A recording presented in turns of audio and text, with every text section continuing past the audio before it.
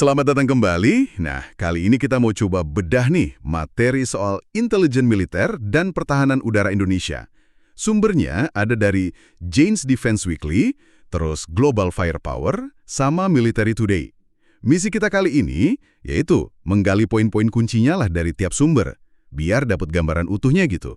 Kita mulai dari Jane's dulu kali ya. Jane's Defense Weekly. Ini kan katanya salah satu sumber paling kredibel ya soal intelijen pertahanan. Menariknya, dari materi yang Anda kasih, mereka tuh sering banget laporin hal spesifik. Kayak, Indonesia beli sistem rudal AA atau modernisasi alutsista B. Detail gitu. Kenapa sih laporan kayak gini jadi penting banget? Iya, terutama untuk ke negara-negara seperti Indonesia. Sebenarnya ada dua komponen. Yang pertama, klarifikasi. Karena mungkin kita punya banyak informasi, tapi kita belum pastikan kebenarannya. Jadi nggak bisa digeneralisasi gebret gitu ya? Iya, pasti. Komponen kedua, untuk negara seperti kita, mungkin karena kemampuan militer kita terbatas, itu menjadi jantung dari tindakan bertahan kita. Oke. Maksudnya, jika kita punya kecenderungan untuk mengembangkan sistem pertahanan udara bermodalan ya, itu bisa dipakai untuk countermeasure? Ya. Ya, maksudnya, kalau kita punya peningkatan sistem pertahanan udara dengan jangkauan yang lebih luas, itu mengurangi keamanan udara pihak lawan. Oke. Jadi, sebenarnya dengan melaporkan hal spesifik ini, Jane's Defense Weekly memberikan lihat kepada pihak luar bahwa kita sudah siap dengan alat pertahanan udara yang maju. Betul. Selama indikator bertahan itu terlihat, mungkin pihak lain keaktifannya akan menurun. Oke. Jadi, sebenarnya ini trik induk dasar ya, mengurangi intensitas dengan membuat lihat kepada pihak luar bahwa kita miliki sesuatu yang mereka tidak miliki. Ya, ada lagi satu poin kecil yang perlu saya ingatkan. Apa tuh? Jane's Defense Weekly seringkali mengungkapkan berita yang memiliki tujuan strategis seperti tujuan preemptif militer. Oke. Jadi, sebenarnya tidak selalu benar ya? Iya. Jane's Defense Weekly terkadang mengumumkan berita yang mungkin permainan spesifik yang tujuannya untuk melemahkan lawan. Oke, jadi sebenarnya ada agent skruan yang perlu dipertimbangkan. Iya, betul sekali. Kredibilitas Jane's itu memang jadi semacam standar gitu ya. Laporan mereka itu seringkali jadi sinyal awal buat analis pertahanan global. Sinyal tentang arah modernisasi satu negara itu mau kemana. Misalnya, kalau Jane's laporin Indonesia akuisisi radar pantai baru, nah itu bukan cuma berita beli barang, bukan. Itu bisa jadi nunjukin fokus strategis, misalnya ke pengawasan maritim. Mungkin spesifik di area kayak Laut Natuna Utara gitu.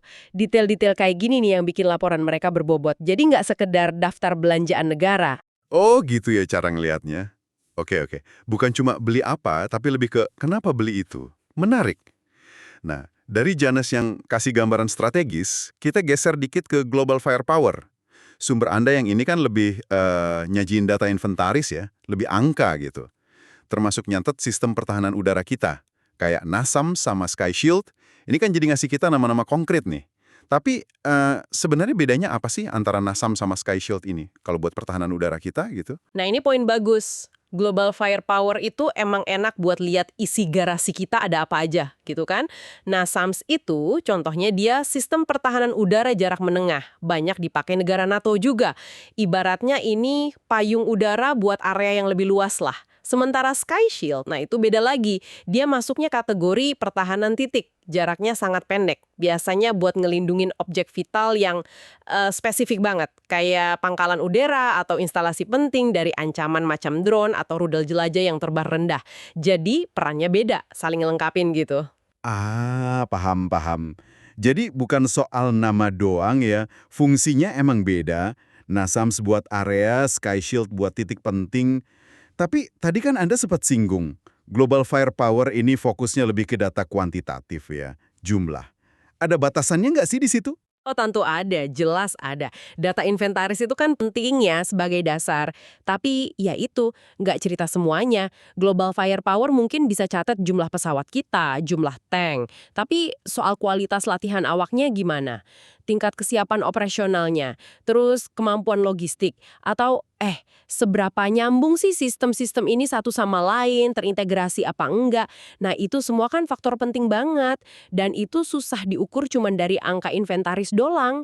Peringkat mereka ya kasih gambaran kasar aja, kesiapan tempur yang beneran itu wah jauh lebih kompleks. Terry Today, kalau global firepower tadi fokusnya ke inventaris sama perbandingan kasar antar negara, Military Today ini kayaknya masuk lebih dalam ya, ke analisis sistem senjatanya, termasuk bikin peringkat global gitu.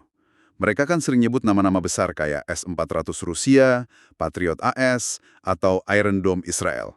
Nah, informasi dari Military Today ini gimana bantunya kita buat memahami posisi sistem kita kayak NASAMS atau Sky Shield tadi? Betul. Military Today itu bawa kita ke level perbandingan teknis dan peran strategis global, jadi lebih dalam lagi.